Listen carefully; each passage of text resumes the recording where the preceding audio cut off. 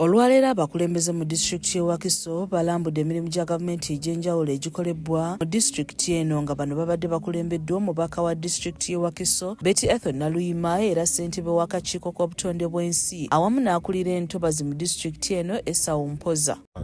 Bano batandikidde ku ddwaliro lya Kasangati Health Center 3 erizimbibwa ng'eno akulira entobazi mu disitulikiti eno Esawu Mpoza alambuludde ku nzimba yaalyo n'engeri gye bagobereddemu okutaasa obutonde kubanga tebusaanyizibwawo. Fezi egenda okuddako ne mwe mulaba baavugudde eya landscaping. Tubadde tujja nnyo abantu abasinga ebintu by'environment babitegeerera mu green. Nagamba eby'environment babiteeka so kuliko n'ebirala ebitali bya green.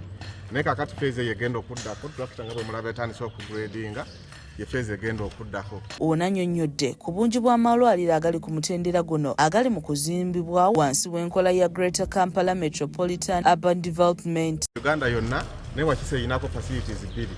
Eno n'ey'e Buloba. Bigenda kubeera n'ebintu ebigendamu munda byonna byamala dda okutuuka.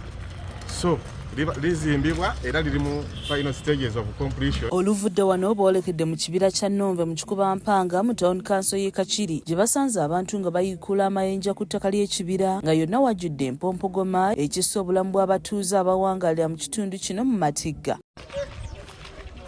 Bano nga bali wamu n'abazimba oluguudo lw'amasanafu Ssentema Kikuba Mpanga basabye olukusa okubakkiriza empompogoma zino bazijjuzeemu ebitaka ebiseneddwa mu ntobazi ewakoleddwa oluguudo. Eryali mu right of way ng'ate ekkubo lirina okuyita so lirina okuvaawo naye liri awantu awali abantu bangi ekisobola kukozesa quick method eya explosives so kati eno tugenda kukozesa eno method eyampolampola. Wabula okusaanawo kw'ekibira kya Nnomve ng'amyuka ssentebe wa district Betty Nantege awanjagidde Parliament okubaako amateeka g'essaawo ku nsimba ya kalitunsi mu bibira bya gavumenti. Tukowolera ba MPs baveeyo bagezeeko okulwanyirirako obutonde bwaffe.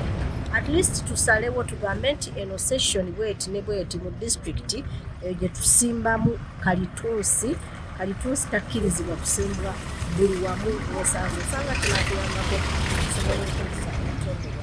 Wano beerayiridde obutawaayo ttaka lya kibira era ssentebe w'akakiiko k'obutonde mu Wakiso Betty Naluyima alagidde ebyapa byonna ebiri mu kibira kya Nnomve bisazibwemu bunnambiro. Twagala buli alina ekyapa buli yafuna ekyapa mu bukyamu ku Nnomve forest eno mu bwangu ddala kisazibwemu naye ate mu byonna twagala okulanga buli munnawakiso yeenyigiddemu okulanga tukuuma obutonde bw'ensi.